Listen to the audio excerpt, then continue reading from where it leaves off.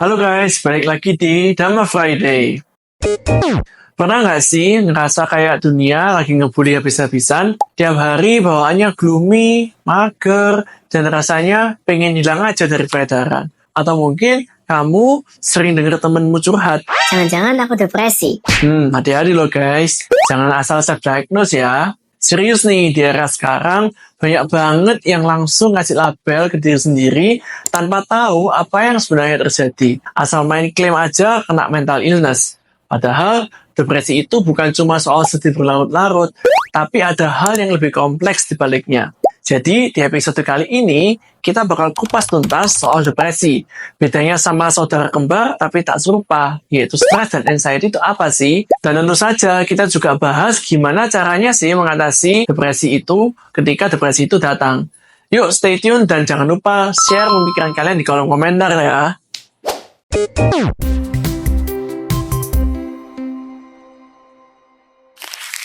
Depresi, apaan sih depresi itu? Oke, sebelum kita bahas lebih lanjut, kita harus tahu dulu apa sih depresi itu. Depresi itu bukan cuma sekedar bad mood biasa, tapi hal ini merupakan gangguan mental serius yang bikin suasana hati anjlok, energi terkuras habis, dan kehilangan minat sama hal-hal yang biasanya kamu lakuin. Hal ini lebih dari sekedar rasa sedih yang biasa. Bayangin, kayak HP lowbat terus tapi nggak dicas. Menurut American Psychiatric Association, depresi adalah gangguan suasana hati yang menyebabkan perasaan sedih yang berkepanjangan serta hilangnya minat pada aktivitas yang biasanya kita nikmati. Nah, biar makin jelas, ada 3 gejala utama depresi. Yang pertama, afek depresi. Ketika seseorang terlihat murung, wajah tampak kurang ekspresif, dan suasana hati yang sedih. Yang kedua, hilang minat. Hobi yang biasanya bikin semangat, sekarang terasa lebih hambar. Main game, nongkrong, bahkan scroll TikTok pun rasanya males banget. Yang ketiga, energi terkuras. Badan rasanya lemes terus, pingin rebahan seharian, dan susah fokus ngerjain apapun. Selain itu, ada gejala tambahan depresi yang lain yang bisa menyertai ketika episode depresi muncul, seperti gangguan tidur, entah susah tidur atau malah kebablasan tidur, perubahan nafsu makan, ada yang jadi nggak doyan makan, ada juga yang malah kalap makan terus. Merasa nggak dihargai. Guys, kamu itu berharga loh. Tapi kalau lagi depresi, seringkali muncul pikiran negatif tentang diri sendiri, ngerasa nggak berguna dan nggak pantas untuk dicintai. Harga diri dan kepercayaan diri yang berkurang. Pandangan masa depan yang suram dan pesimistis. Sulit konsentrasi, misalnya kalian mau belajar, mau kerja, atau sekedar nonton film aja susah fokus. Dan yang terakhir, kepikiran pengen mati. Nah, kalau udah sampai di tahap ini, buruan deh cari bantuan profesional yang bisa membantu kamu ya, jangan dipendam sendiri. Nah, dari beberapa gejala tersebut, ada yang pernah ngerasa nggak kayak gitu? Kalau iya, tenang, kamu nggak sendiri kok. Tapi, jangan terlalu cepat ambil kesimpulan dan self-diagnose ya. Dan ini yang harus kita pahami bersama, bahwa depresi itu bukan kelemahan. Hal ini adalah kondisi medis yang nyata. Gimana menurut kalian? Pernah nggak merasa gejala-gejala itu? Kalau iya, tulis di kolom komentar ya. Depresi itu proses, bukan cuma baper. Guys, asal kalian tahu aja ya, otak kita itu canggih banget. Dia punya mekanisme sendiri buat ngolah emosi, termasuk saat kita ngadepin kehilangan, kegagalan, atau perubahan besar dalam hidup. Pernah dengar tentang 5 Stages of Grief? Kita juga pernah bahas di episode Dhamma Friday yang lalu loh. Kalau belum nonton, linknya aku taruh di deskripsi di bawah ya. Tapi aku jelasin lagi nih, singkat aja di episode kali ini. Proses ini sering dijelasin pakai 5 Stages of Grief. Pertama kali dikenalkan oleh Elizabeth Kubler-Ross, yang tahapannya meliputi sebagai berikut. Yang pertama, denial atau penyangkalan. Ah, masa sih? Nggak mungkin hal ini bisa terjadi. Yang kedua, anger atau kemarahan. Ini kenapa sih terjadi? Ini nggak adil. Kenapa harus aku yang kena? Yang ketiga, bargaining atau tawar-menawar. Tuhan, kalau aku sembuh, aku janji aku bakal. Yang keempat, depression atau depresi. Nah, depresi ini masuk di salah satu tahapan ini guys. Dan disinilah banyak orang yang nyangkut dan beneran kena mental health issue. Rasanya kayak stuck di satu lubang hitam, sedih berkepanjangan, dan hopeless. Nah, terus mereka nggak bisa move on ke tahap selanjutnya, yaitu acceptance. Yang kelima, acceptance atau penerimaan. Ini adalah fase di mana kita akhirnya bisa menerima kenyataan, berdamai dengan diri sendiri, dan bisa move on. Jadi, penting banget buat kalian paham ya guys, kalau depresi itu bagian dari suatu proses. Otak kita lagi berusaha mencerna emosi yang berat, Kalau kita nggak paham proses ini, ya jelas bakal mikirin terus-menerus dan merasa makin terpuruk. Depresi bisa jadi ringan, sedang, atau bahkan berat, tergantung bagaimana kita menyikapinya. Stres, depresi, anxiety. Beda-beda tipis tapi nggak sama.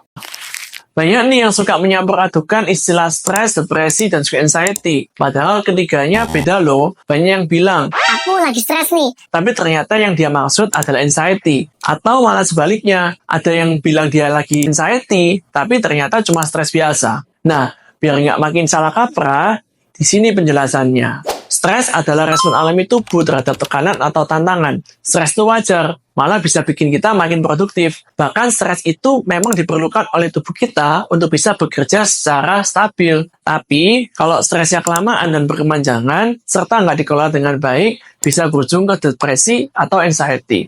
Yang kedua, depresi. Tadi udah dijelasin ya guys, intinya depresi itu adalah gangguan mood, suasana hati, yang bikin kita sedih berkepanjangan, kehilangan minat, dan nggak berenergi.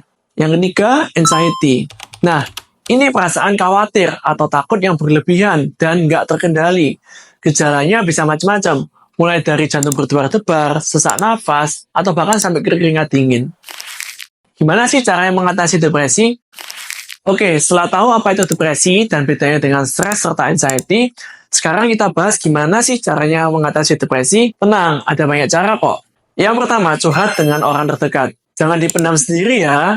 Ceritalah ke teman-teman, keluarga, atau pasangan yang bisa bikin hati lebih merasa lega. Yang kedua, cari bantuan profesional. Psikolog atau psikiater bisa membantu memahami kamu, memahami kondisimu, dan memberikan terapi yang sesuai. Yang ketiga, jaga pola hidup sehat. Makan makanan bergizi, olahraga teratur, dan tidur yang cukup. Hal ini penting banget untuk kesehatan mental kamu. Yang keempat, olahraga.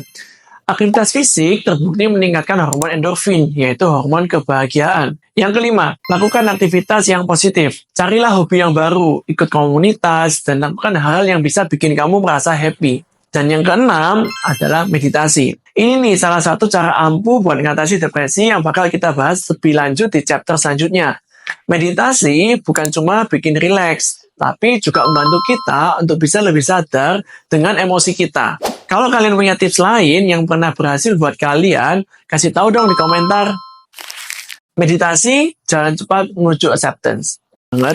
Meditasi itu bukan cuma duduk bersila sambil merem guys. Ini adalah sebuah latihan yang bisa digunakan untuk melatih kesadaran, mengendalikan pikiran, serta menenangkan batin. Karena dengan meditasi, kamu akan menjadi lebih aware sama pikiran dan emosi. Kamu jadi bisa mengetahui dan mengamati pikiran negatif yang muncul tanpa terbawa oleh arus. Meditasi membantu kamu untuk bisa menenangkan sistem saraf dan melepaskan ketegangan. Kemudian, dari meditasi juga bisa meningkatkan fokus dan konsentrasi.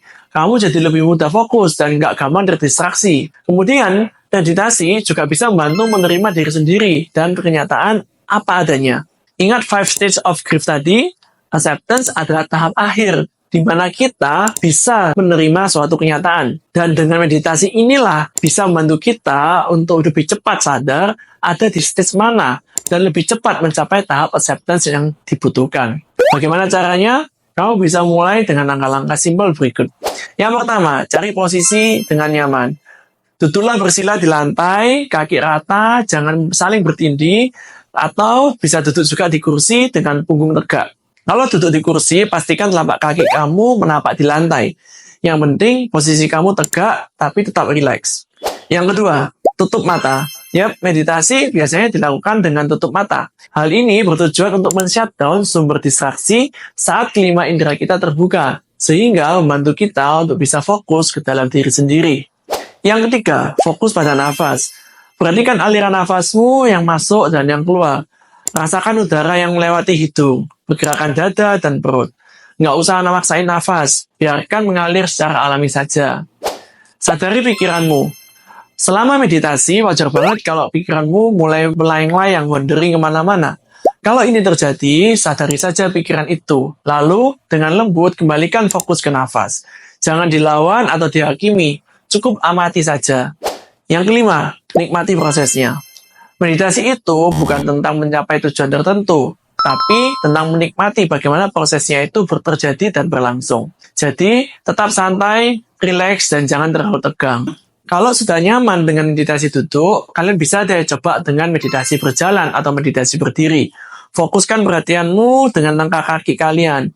Jalan dengan penuh ritme dan ketenangan. Nggak perlu terlalu terburu-buru.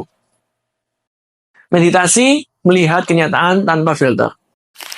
Dalam ajaran Buddha, ada konsep anicca, dukkha, dan anatta. Artinya, semua itu sementara atau anicca dan mengandung penderitaan atau dukkha. Dan tidak ada konsep aku yang kekal atau anatta. Nah, meditasi ini membantu kita bisa melihat kenyataan ini dengan lebih jelas. Anicca, nggak ada yang abadi guys. Kebahagiaan, kesedihan, semua itu datang dan pergi silih berganti.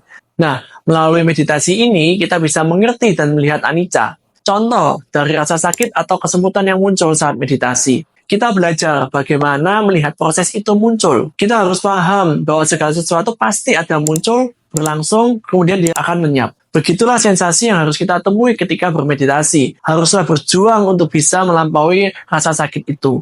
Yang kedua, dukkha. Meditasi membantu kita memiliki pandangan yang benar tentang asal-muasal dukkha, sehingga bisa menerima penderitaan sebagai bagian dari kehidupan dan mencari cara untuk mengatasinya. Yang ketiga, tentang anatta. Konsep aku yang kita kenal sebenarnya hanyalah kumpulan dari beberapa faktor yang selalu berubah. Dengan memahami anatta, kita jadi nggak gampang terjebak dalam ego dan identitas diri yang semu.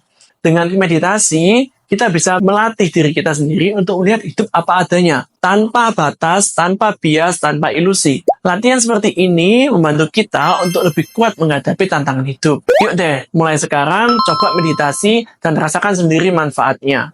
Jadi guys, dari pembahasan tadi kita tahu bahwa depresi itu nyata loh, tapi bukan berarti nggak bisa diatasi ya. Mulai dari mengenali apa itu depresi, hingga mencoba langkah-langkah seperti meditasi, semuanya adalah bagian dari perjalanan kita untuk menjadi orang yang lebih baik. Yang penting, jangan pernah merasa sendirian. Jangan ragu untuk mencari bantuan. Dan ingat, setiap emosi yang kamu rasakan adalah bagian dari sebuah proses. Semoga video ini membantu kalian untuk lebih memahami diri sendiri dan orang-orang di sekitar kalian ya.